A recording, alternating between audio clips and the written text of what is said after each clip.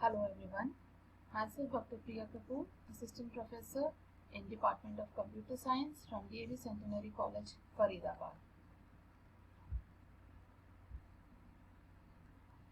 Today I am going to share my knowledge about the paper Data Communication and Networking, that is for BSc 3rd semester in MD University, Rohtak. So to start with the lecture, the first chapter is the Introduction of Data Communications. The first thing is that what is data communication? The term telecommunication means communication at a distance. Means we want to communicate some information or discuss something through a communication channel. So it is called telecommunication. The word data, it refers to the information that is presented in whichever form both the parties which are communicating with each other have agreed upon. Means it can be a verbal communication, it can be in the form of images, it can be a voice communication, it can be a written letter. Many forms of data exist there. So the term data communications. Data communications is the exchange of data between two devices through some transmission medium such as wire or cable. So in case of data communications, when we are studying networking, in the exchange of data is between two devices only.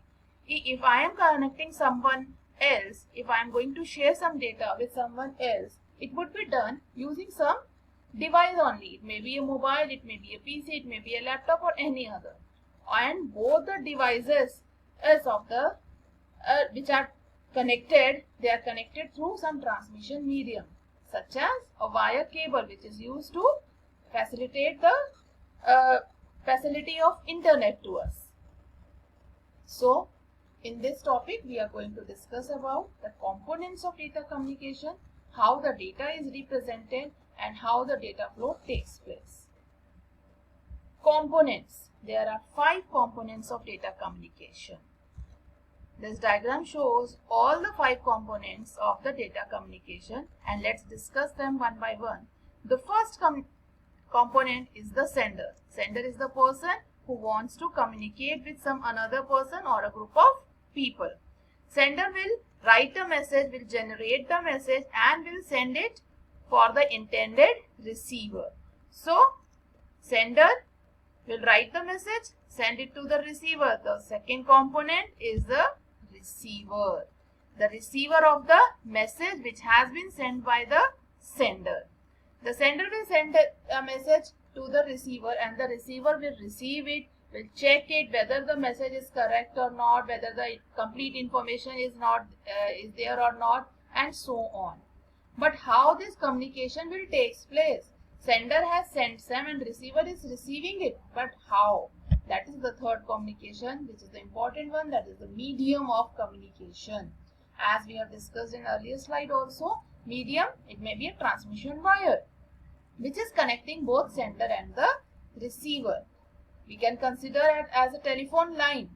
If I am being the sender or I am calling someone else sitting over in Delhi, so I am the sender and whom I am calling is the receiver.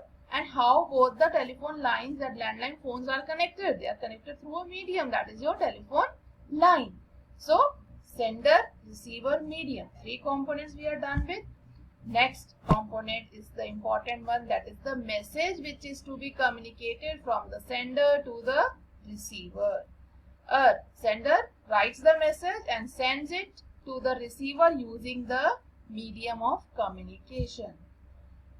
Last component of data communication is the protocol. Protocol is the set of rules through which the communication takes place. It governs the process of communication.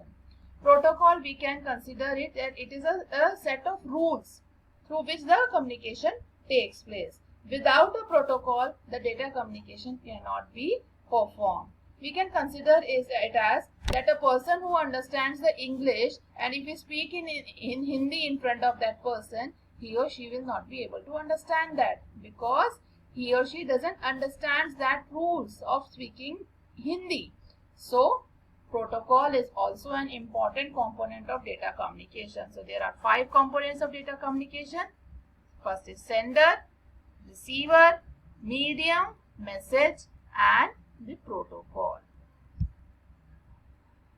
Next is data representation. How the data is represented in data communications. There are various forms of data. First is the text.